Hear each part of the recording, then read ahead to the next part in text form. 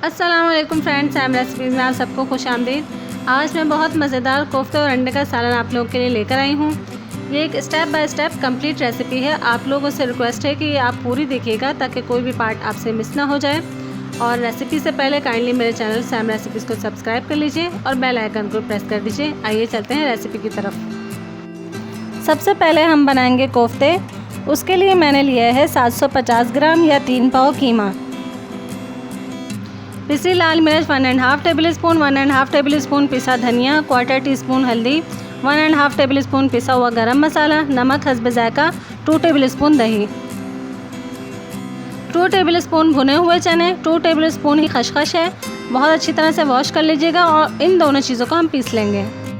एक छोटे साइज़ की प्याज को छोटा छोटा काट लिया है। हरा धनिया थोड़ा सा तकरीबन 3 टेबल स्पून है। हरी मिर्चें 4 अदद, अदरक लहसुन का पेस्ट 1.5 टेबल स्पून। अब कीमे में सारे मसाले मिक्स कर देंगे। खसखस और भुने हुए चने का पाउडर, दही, सारे पाउडर्ड मसाले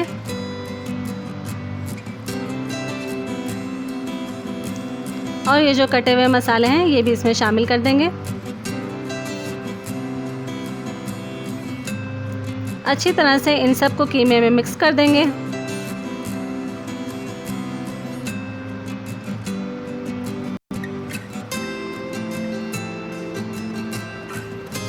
मसाला अच्छी तरह से मिक्स हो गया है। अब हम इन्हें एक बार और पीस लेंगे।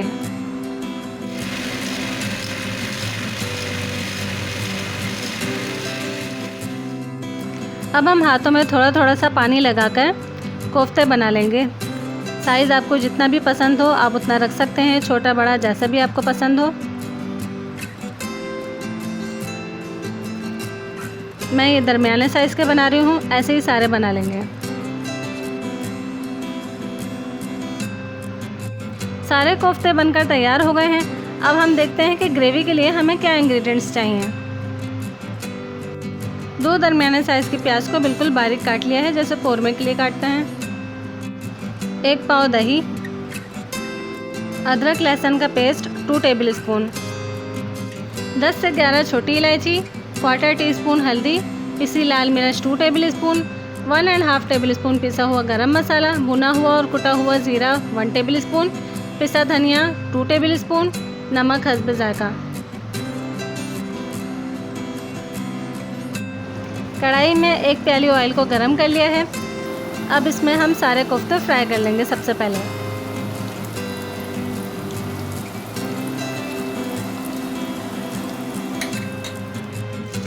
कोफ्ते फ्राई करते हुए हम इस तरह से हिला के कोफ्ते का साइड चेंज कर सकते हैं, क्योंकि अगर स्पून लगाते हैं तो कोफ्ता टूटने का खतरा होता है।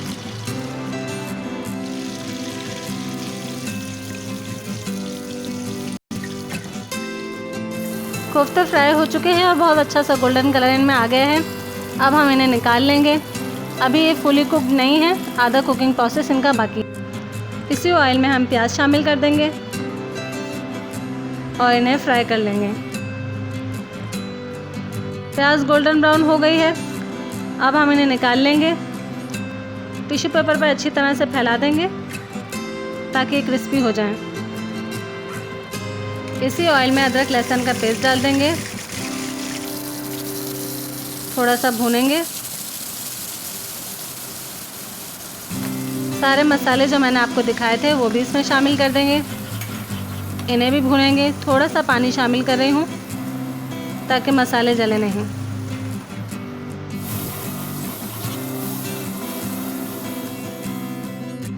मसाले भुन गए हैं, ऑयल ऊपर आ गया है। अब इसमें पानी शामिल कर देंगे, 1 लीटर या 4 गिलास तकरीबन। बॉयल आ चुका है। अब 2 अदद दरमियाने साइज़ के काट के मैं आलू इसमें शामिल कर रही हूँ।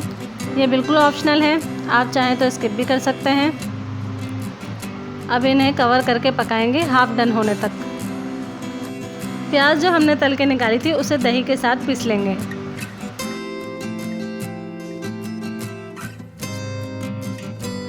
दस मिनट पकाने के बाद जब आलू आधे गल गए हैं तो इसमें जो कोफ्ते हमने तल के निकाले थे वो शामिल कर देंगे और कवर करके 15 मिनट के लिए इनको धीमी आंच पर रख देंगे। 15 मिनट हो चुके हैं। अब तली हुई प्याज और दही का जो हमने पेस्ट बनाया था वो इसमें शामिल कर देंगे और मिक्स करके इसे 10 मिनट दोबारा दम पे रख देंगे।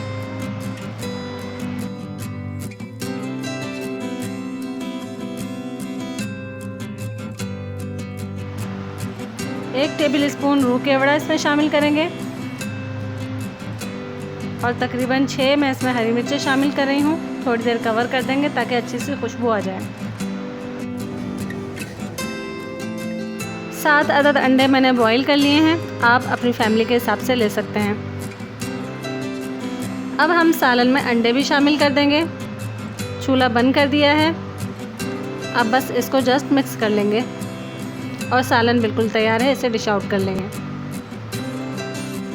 जी फ्रेंड्स, ये कोफ्ता और अंडों का सालन बहुत मज़ेदार बना है। ये शक्ल से जितना अच्छा लग रहा है उतना ही अच्छा इसका टेस्ट भी है।